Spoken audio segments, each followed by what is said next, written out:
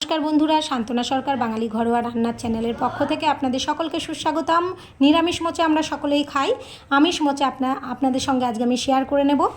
এর জন্য আমি মোচাটাকে ভালো করে কেটে আলু ডুমডুম করে কেটে দিয়ে আমি লবণ দিয়ে একটু সেদ্ধতে বসিয়ে দিয়েছি। আর এদিকে চিংড়ি মাছগুলোকে খুব ভালো করে পরিষ্কার করে নিয়েছি। চিংড়ি মাছের গায়ের পিঠের দিকে একটা কালো শিট থাকে, সেটাকে অবশ্যই বের করে নেবেন, না হলে যাদের অ্যালার্জি আছে খুব সমস্যা হবে।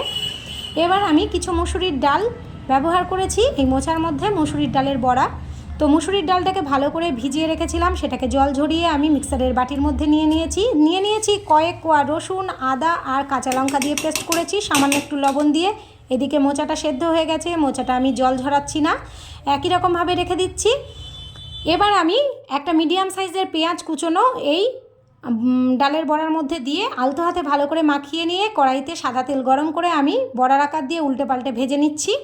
একই তেলের মধ্যে দিয়ে দিচ্ছি সাদা জিরে, দারচিনি আর একটা শুকনো লঙ্কা। এদিকে একটা মশলা করে নেব জিরে, আদা, রসুন আর কাঁচা লঙ্কা দিয়ে। এবার আমি একটা মিডিয়াম সাইজের পেঁয়াজ কুচিয়ে কড়াইয়ের মধ্যে দিয়ে ভালোভাবে ভেজে নেব এবং দিয়ে দেবো কতগুলো চিংড়ি মাছ, একটু লবণ। খুব ভালো করে ভাজা হয়ে গেলে করে রাখা মশলাটা দিয়ে দেবো, হাফ চা চামচ কাশ্মীরি লঙ্কার গুঁড়ো, ডালের বড়া দিয়ে খুব ভালো করে আমি কষিয়ে নেব। দিয়ে দেবো কয়েক দানা চিনি। এবার আমি সেদ্ধ করে রাখা মোচাটা এর মধ্যে অ্যাড করব। ভালো করে নাড়াচাড়া করা হয়ে গেলে আমি দিয়ে দেবো 1 চা চামচ হলুদ। খুব ভালো করে একটু ঢাকা দিয়ে নাড়াচাড়া করে নিয়ে যখন জল শুকিয়ে যাবে ঘি আর গরম মশলা সহযোগে নামিয়ে নেব এবং গরম গরম ভাতে পরিবেশন। কেমন লাগলো বন্ধুরা অবশ্যই আপনারা জানাতে ভুলবেন না। টাটা।